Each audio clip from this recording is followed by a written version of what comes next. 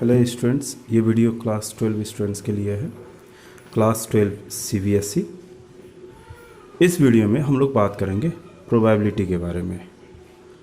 सबसे पहले हम लोग ये जानें कि प्रोबेबिलिटी जो होता है वो किसी भी इवेंट्स का चांसेस के बारे में होता है, उसका हैपनिंग होने का चांस क्या होगा। और जो प्रोबेबिलिटी होता है दैट इज़ ऑलवेज 0 से लेके 1 के बीच में होता है। ये एक बातें हम लोग को हमेशा ध्यान में रखना चाहिए। अब जो फॉर्मूला होता है प्रोबेबिलिटी ऑफ किसी भी इवेंट का, वो होता है number of event by number of sample space. इस नंबर ऑफ़ इवेंट को हम लोग फेवरेबल केसेस भी कहते हैं और नंबर ऑफ़ सैम्पल स्पेस को हम लोग पॉसिबल केसेस भी कहते हैं। तो ये जो हम लोग फॉर्मूला यूज करते हैं वो कब यूज होता है, तो यहाँ पे सबसे पहले समझा जाए कि ये फॉर्मूला तभी यूज होगा, it is used when sample points are equally likely. तो हमें इसमें से कुछ बातों को समझना पड़ेगा कि सैम्पल पॉइंट्स क्या है और इक्वली लाइकली का मतलब क्या है। सबसे पहले हम लोग बात करें सैम्पल स्पेस की। सैम्पल स्पेस यानी कि आप एक सेट बनाइए, यानी कि collection of all possible events in a random experiment is called sample space. अगर हम कोई भी एक्सपेरिमेंट करते हैं तो उसमें जो जो पॉसिबिलिटी बनती है कि ये आ सकता है, ये आ सकता है कह के, इसका जब हम लोग सेट बनाते हैं तो उसको सैम्पल स्पेस कहा जाता है। फॉर एग्जाम्पल, अगर हम लोग एक डाइस को थ्रो करेंगे तो 1 भी आ सकता है, 2 भी आ सकता है, 3 भी आ सकता है, 4 भी आ सकता है, 5 और 6। तो ये जो आने वाले इवेंट्स हैं इनका जो मैंने कलेक्शन यानी कि कर्ली ब्रैकेट में रखने से क्या बनता है, एक सेट बन जाता है। इसका जो मैंने कलेक्शन बनाया इसी को सैम्पल स्पेस कहते हैं। ये सैम्पल स्पेस कब है, जब हम एक डाई को थ्रो करेंगे। तो इस तरह से हर डिफरेंट इवेंट का सैंपल स्पेस अलग अलग होता है। अब बात करते हैं ई, मतलब ई एक इवेंट होगा जो इसी सैंपल स्पेस का सबसेट होगा।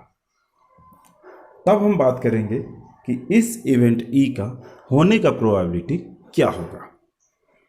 फॉर एग्जांपल, इसमें से मैंने एक 3 ले लिया, तो इस 3 का होने का चांस क्या होगा। According to the formula probability of happening of event E will be NE by NS is equal to 1/6। Actually E में कितने नंबर्स है, एक ही है 3, और एस में कितने ठो है, 6 ठो। तो ये जो हम फॉर्मूला यूज करते हैं इसके लिए बात करते हैं कि ये तब यूज होगा जब sample points are equally likely. Sample points इसको कहते हैं सैंपल स्पेस में जो भी एलिमेंट्स होते हैं, जैसे कि 1 2 3 4 5 6, ये इस सैंपल स्पेस का एलिमेंट कहा जाएगा, यानी कि सैंपल पॉइंट्स कहा जाएगा।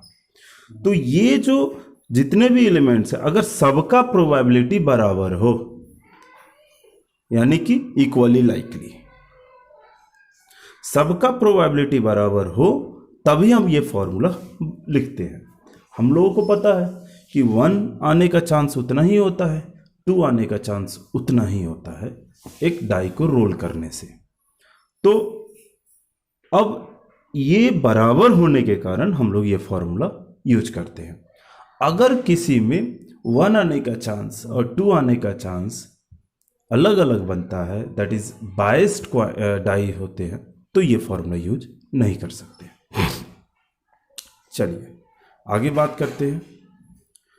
अगर हम 2 डाइस को फेंकें तो हम लोग का सैंपल स्पेस क्या बनेगा। तो यहाँ पे पहले हम लोग कुछ सैंपल स्पेस के एग्जांपल्स को लेके चलेंगे, फिर आगे बढ़ेंगे। जब 2 डाइस को फेंकते हैं तो हम लोग का सैंपल स्पेस बनेगा 1 1 1 2 1 3 1 4। इस तरह से ऑर्डर पेयर बनेंगे। ये 1 मतलब पहले डाइस में बताएगा कि 1 आने का चांस 1 आया है, और ये 1 मतलब दूसरे डाइस को रोल करते वक्त 1 आया है। तो इस तरह से ये ऑर्डर पेयर बनेंगे। कितने ठो बनेंगे, तो यहाँ पे देखिए मैंने लिस्टिंग किया है, तो दैट इज अप टू 6 6 यानी कि ये जो नंबर होंगे टोटल काउंटिंग कीजिएगा तो ये 36 होंगे। दूसरा तरीका, अगर हम ऐसे सैंपल नहीं बना के अगर हमें नंबर ऑफ सैंपल स्पेस निकालने की ज़रूरत पड़े तो हम लोग क्या यूज कर लेते हैं, permutation and combination method. Permutation क्या कहता है कि कितने ठो ऐसे नंबर का अरेंजमेंट हो सकता है। तो how many possible cases in first throwing the dice, अगर पहला डाइस को फेंकेंगे तो 6 केसेस बनेगा और दूसरी बार फेंकते वक्त भी कितने केसेस बनेंगे, 6। तो इसका प्रोडक्ट हमें कितना हो जाए, 36। तो ये बता रहा है कि सैंपल स्पेस में कितने नंबर ऑफ इवेंट्स होंगे, सिंपल इवेंट्स कह लीजिए। बात करते हैं व्हेन 3 डाइस आर थ्रोन, अगर 3 डाइस को फेंकेंगे तो फिर वही मेथड दिखेगा। तो नंबर ऑफ सैंपल स्पेस में पहली बार 6 इवेंट्स बनते हैं, दूसरी बार भी 6, तीसरी बार भी 6। तो इन तीनों का प्रोडक्ट कितना हो जाता है, 216। ये हम लोगों का नंबर ऑफ सैंपल स्पेस बनता है। बात ये है कि अगर इसमें देखा जाए कि क्या क्या बनेंगे तो आप 1 1 1 1 1 2 1 1 3 इस तरह से आप लिस्टिंग करिए, आपको 216 ठो इवेंट्स बनेंगे। बातें यहाँ पे ये है कि जब 3 डाइस को फेंका जाता है तो वहाँ पे ट्रिपल पेयर्स ट्रायड आएंगे, ऑर्डर ट्रायड, यानी कि 3-3 का एक पेयर बनेगा। ठीक है, तो इस तरह से बनेगा। लेकिन जब 2 डाइस को फेंका जाता है तो इस तरह से ऑर्डर्ड पेयर बनते हैं। बातें करते हैं जब हम कॉइन को टॉस करें। जब आप कॉइन को टॉस करते हैं तो 2 ही पॉसिबल केसेस बनते हैं, या तो हेड या तो टेल। तो ये हेड और टेल आपका सैंपल स्पेस बन जाएगा। अगर हम 2 कॉइन को टॉस करते हैं तो सैंपल स्पेस क्या बनेगा, वेरी सिंपल, हेड हेड आएगा, पहले में हेड दूसरे में tail, tail head tail tail. अगर इस चीज़ को हम ट्री डायग्राम से समझने की कोशिश करें तो हम लोग ऐसे बना सकते हैं कि पहली बार जब टॉस करेंगे तो हेड या टेल आएगा। तो ये ब्रांचेस जो बनाया गया है यहाँ पे दिखाया गया है, ये फर्स्ट टॉस का ब्रांच बनता है। इसके बाद दूसरा टॉसिंग जब करते हैं तो हेड टेल या फिर हेड टेल। तो ये जो हमने ब्रांच यहाँ पे दिखाया है ये सेकेंड टॉसेस को बता रहा है, यानी कि ये ब्रांच फर्स्ट टॉस को रिप्रेजेंट करता है और ये ब्रांच सेकेंड टॉस को रिप्रेजेंट करता है। तो इस तरह से आप H H H T T H T T करके आप बनाते हैं। अगर आप सोचिए कि जब 3 कॉइन को टॉस किया जाए तो पहली बार टॉस करते हैं तो या तो हेड या टेल आएगा। अगर हेड आ गया तो फिर दूसरा कॉइन टॉस करेंगे तो फिर ऐसे ब्रांच बनेगा, फिर तीसरा कॉइन टॉस करने पर ऐसे हर एक के बाद ब्रांच बनता है। तो ये आइडिया क्या है कि जब ये बता रहा है कि फर्स्ट टॉस, ये केसेस है सेकेंड टॉस के, और ये बता रहा है थर्ड टॉस, तो ये फर्स्ट सेकेंड थर्ड टॉस और तीनों को कंबाइनली देखा जाए तो ये H H H H H T H T H H T T इस तरह से आप ये ग्रुप बना सकते हैं। इस तरह से दीज आर द इवेंट्स। अगर 3 कॉइन को टॉस किया जाएगा तो इन्हीं में से कोई ना कोई इवेंट्स आ सकता है। और यहाँ पे ऑल टुगेदर कितने इवेंट्स हो रहे हैं, 8। अगर दूसरा परमुटेशन कंसेप्ट लगाइएगा तो पहला टॉस में कितने पॉसिबल केसेस बनते हैं, 2, या तो हेड या तो टेल। दूसरा टेस्ट में भी 2 ही केस बनेगा और तीसरा टॉस में भी 2 ही केस बनेगा।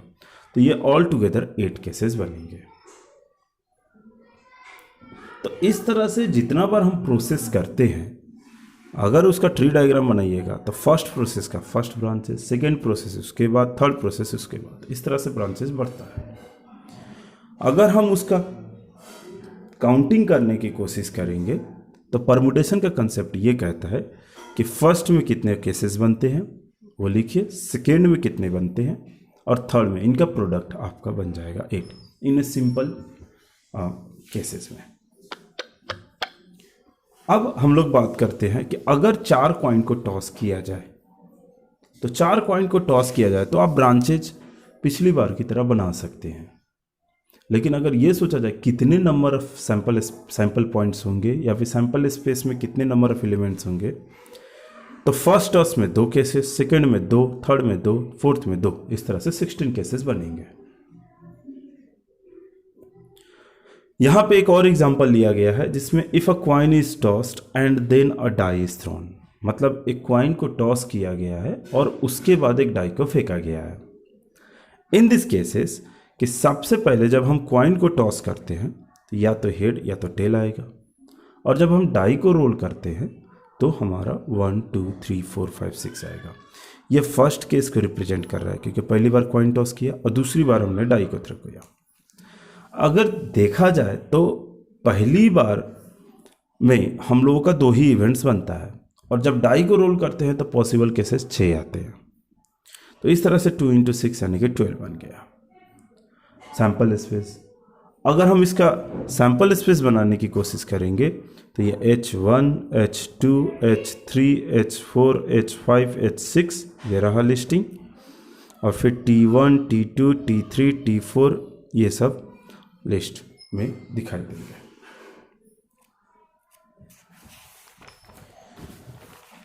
आगे हमें कार्ड्स के बारे में जानकारी रखना भी बहुत ज़रूरी होता है।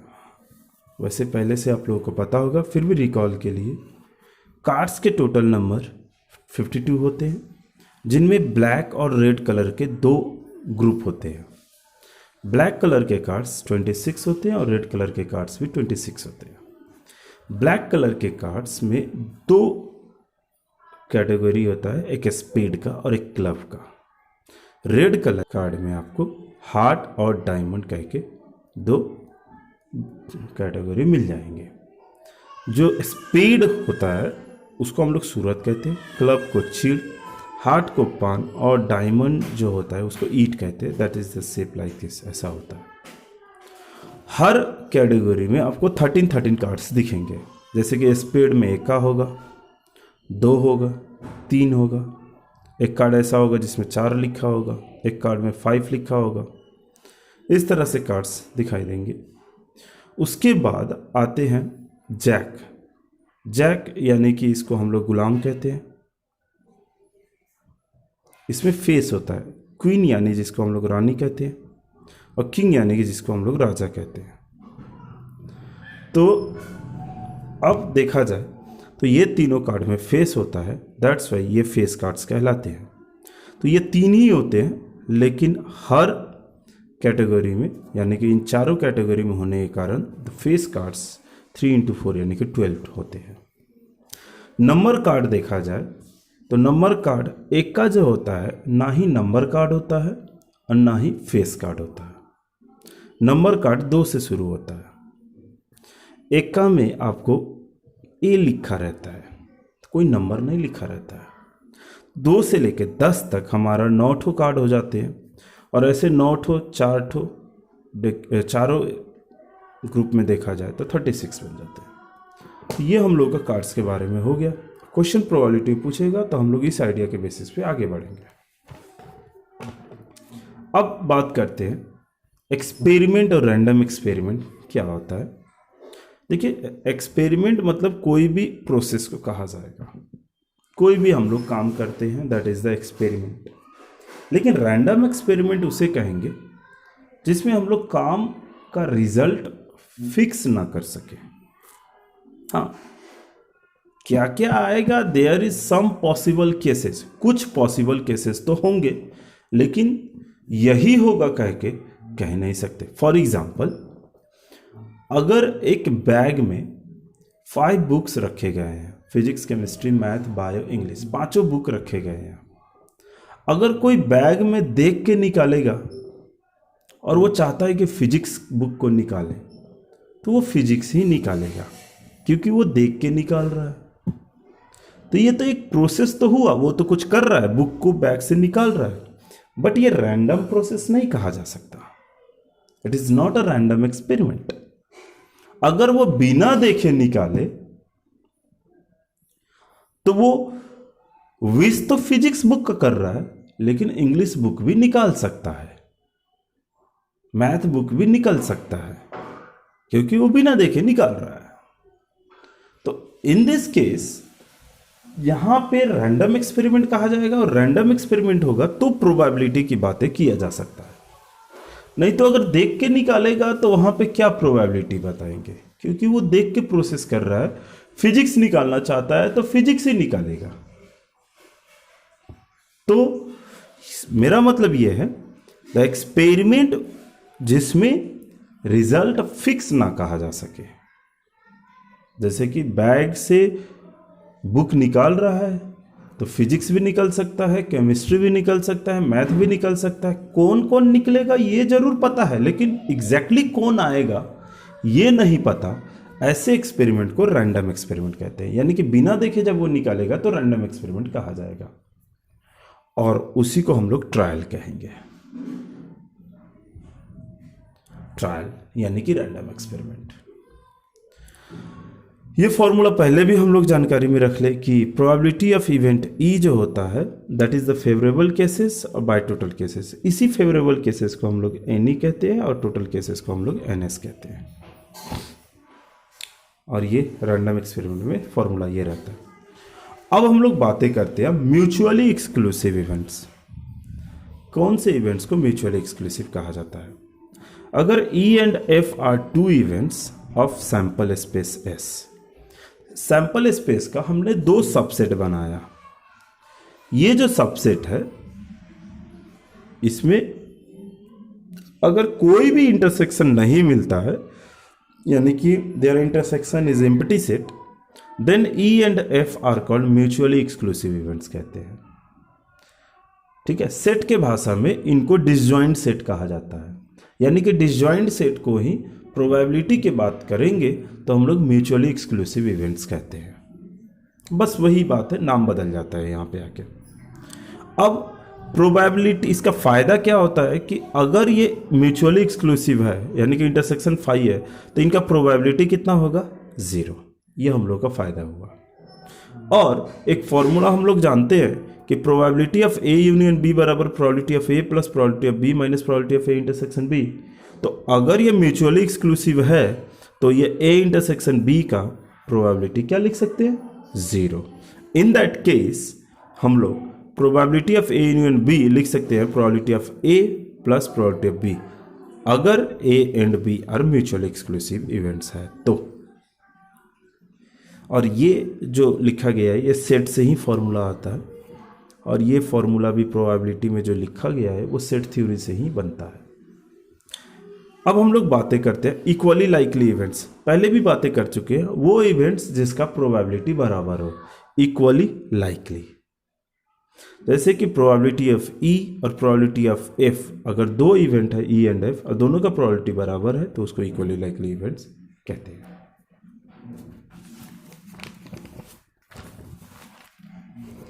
अब हम बातें करें एग्जॉस्टिव इवेंट्स का। ए बी सी, अगर ये तीन इवेंट्स का यूनियन सैंपल स्पेस बन जाए तो इन ए बी सी को एग्जॉस्टिव इवेंट कहते हैं। एग्जॉस्टिव इवेंट्स मतलब वो इवेंट्स जो सारे मिल के यानी कि यूनियन हो के सैंपल स्पेस बना दे, सैंपल स्पेस को कवर कर दे, उसको एग्जॉस्टिव इवेंट्स कहा जाता है। अगर कहीं पे लिखा हो कि A B C are exhaustive events तो इसका मतलब ये बनता है कि प्रोबेबिलिटी ऑफ इन तीनों का यूनियन 1 हो जाएगा।